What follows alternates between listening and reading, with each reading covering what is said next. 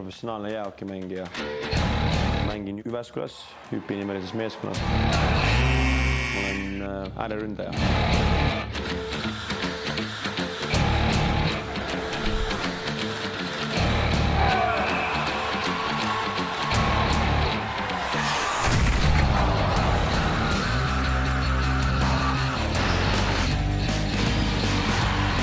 Mu jäähokikarjäär algas sellest, et mu isa samamoodi lapsest peale mängis jäähokit ja 3-aastaselt olin kunagi isa mängu vaatamas.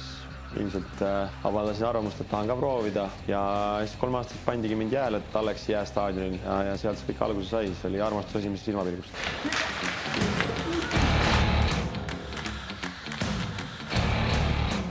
Kuskil 14-aastaselt tegelikult hakkas vaikselt tekkima selline olukord, et Eestis ei olnud enam väljundit mulle, sellepärast et ma olin 14, ma mängisin meestega Eestis ja vanemad nägid, et nüüd oleks õige aeg teha mingisugune liikumine kuhugi suunda. Suvel, enne kui ma 15 sain septembris, siis tegimegi otsuse, et läheme Soome.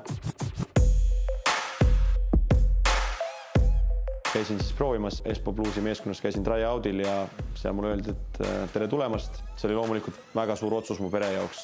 Nii ma siis läksingi 15-aastaselt Espoosse, kus ma siis veetsin tegelikult järgmised 6-7 aastat. Kõigepealt noorteklassid, kõik noortevanused ja hiljem 19-aastaselt tegin oma esimese profilepingu ja mängisin ka Espoo siis täiskasvanute meeskonnas Soome kõrgliigas. Et jah, sealt see algus sai.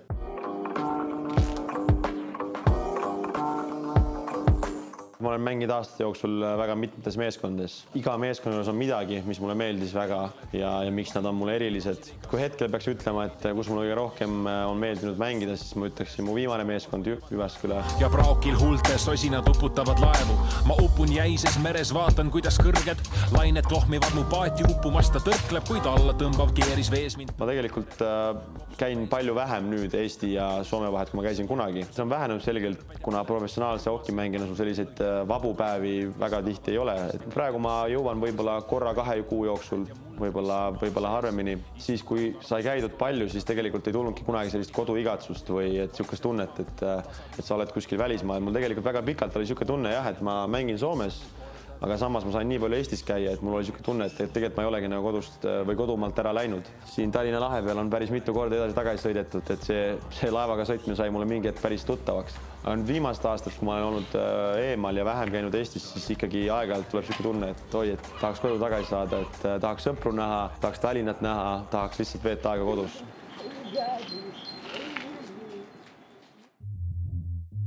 Soome hoki on maailma, ma ei tea, top 3, top 5 jäähokiriik.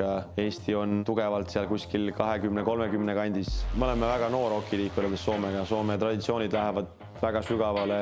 Meie traditsioonid on üpris värsked. Me alles ehitame oma hokit üles. Ma näengi, et mul on selles asjas üks roll mängida, et minu ülesanne ongi seda Soome hokit tuua siia Eestisse, seda professionaalsust, seda know-how'd, seda kõike ja sellega kaasa aidata siis Eesti jäähoki arengule. Soome hoki on ikkagi jah, see on meile eeskujuks. See on see, mida me peame vaatama, kuidas selle asju tehakse ja õppima sellest. Peame kasutama nende treenereid, nagu me praegu teeme, et nemad tuleks ja õpetaks meile ja kõiki võimalikke asju, mis me võimalik võtta on. Realistliku inimesena ma ei ütle seda, et ma arvan, et Eesti hoki on kunagi samasugune nagu Soome hoki. Soome on suurem riik, jäähoki on number 1 spordiala. Aga ma usun, et võib-olla 10-20 aasta pärast on Eesti jäähoki palju lähemal Soome jäähokile, kui ta on praegu.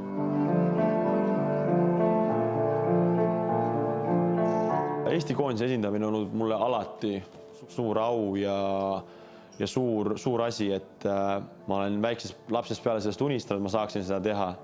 Ja tegelikult kunagi 15 aastat Soome minnes oli mul isegi võimalus, tehti siis nii-öelda pakkumine, et võtta Soome kodakondsus, et sul on piisavalt taset, et sa võiksid ka Soome koondisse proovida pääseda. Aga kodus seda asja arutades, mina küll väga noore poisina siis teatasin kohe, et ei, ma tahan mängida Eesti koondises ja vanemad olid sellega nõus, et tegelikult Eesti jäähoki on andnud mulle selle baasi, andnud mulle selle võimaluse, et ma saaksin praegu professionaalse jäähoki mängina kuskil üldse hokit mängida.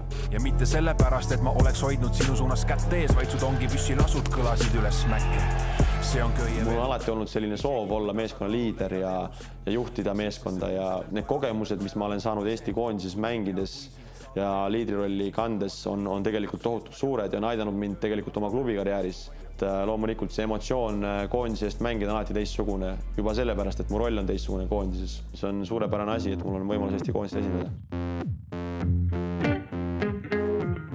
Ma tegelikult räägin igapäevaselt 4 keelt. Soomes ma suhtlen soome keeles kogu aeg, oma vanematega, Eesti sõpradega, suhtlen eesti keeles kogu aeg. Mul oli see aasta ja eelmine aasta meeskonnakaaslane Slovakkias, kellega me rääkisime vene keeles omavahel igapäevaselt.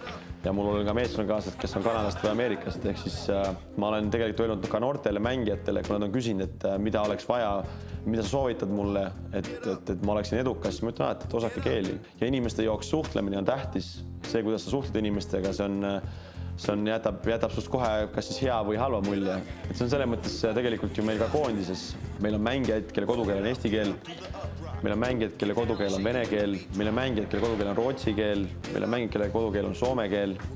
Ja siis meil ongi selline mõnus supp seal ja kui me tuleme kokku, siis me leiame ennast olukorras, kus meie töökeel on inglise keel, kuna meie treenerid räägib meie inglise keeles ja saadakse väga hästi omavahel läbi. Ei ole mingisuguseid gruppe või mingit sellist olukorda, et koondise puhul ongi ju see, et ükskõik mis keelt meiega siis ei räägi, siis tegelikult meid ühendab üks asi, me oleme eestlased.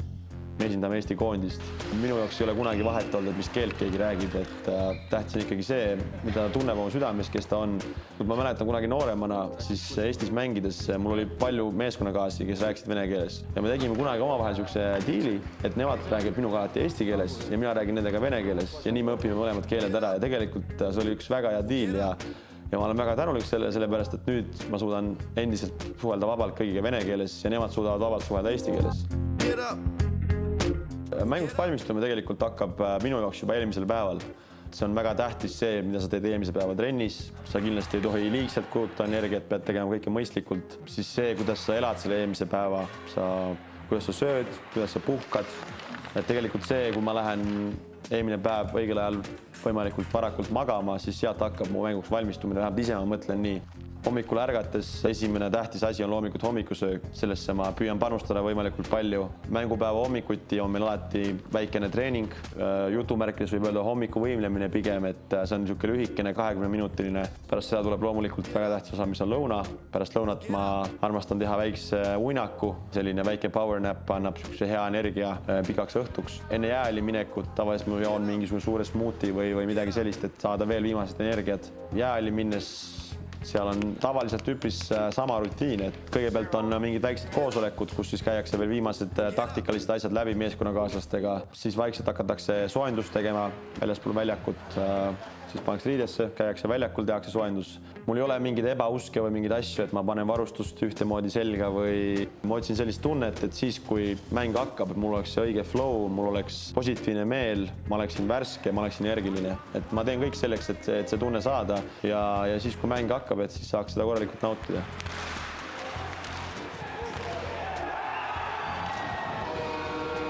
Mu karjääri kõige meeldejäävam mäng on selle aasta veebruarist, kui me võitsime meistrite liiga finaali, et see on nagu väga lahe mälestus, et ma ei ole kunagi ennem mänginud nii suures finaalis, kus ühe mänguga otsustatakse midagi nii suurt. Ja kogu see päev oli tunda sellist kerget sellist pinget või sellist mõnusat elektrit oli nagu kogu aeg õhus. Et me mängisime võõrsil, mängisime Rootsis selle mängu juba hommikul jääle minnes või hommikul nii-öelda võimemist tehes oli tunda niisugust, et täna on mingi eriline päev. Et see, kuidas seal publik kaasa elas, täis maja, see show, mis oli enne mängu, see meedia tähelepanu, see, et Eestis seda mängu üle kanti, need olid nagu väga suured asjad minu kui Eesti jäähokimängija jaoks. See oli mu kindlasti elu kõige suurem võit, mis ma praegu olen võitnud. Mõned aastad tagasi ma lugesin Zlatan Ibrahimovitši eluloo. Ükski muu elulugu ei ole mind nii palju inspireerinud, kui see inspireeris. Ma arvan, et me oleme temaga väga erinevad inimesed ja meil on väga erinevad väärtused, aga samas see, milline tema on sportlasena ja see, kuidas tema jõudnud tippu, on tegelikult fenomenaalne ja ma olen proovinud temast võimalikult palju ammutada neid positiivseid külgi ja proovinud seda nagu enda puhul rakendada ja proovinud seda endasse saada. Et kui me läheme jäähoki poole peale, siis ma olen alati armastanud väravalööjaid. Ma arvan, et praeguse nii-öelda viimase 10 aasta maailma parim väravalööja Aleksandr Ovechkin on olnud minu jaoks niisugune, keda ma olen armastanud jälgida sellest ajast peale, kui ta kunagi NHL-i läks, et tema persoon ja see, milline aura ta ümber on niisugune rockstarilik.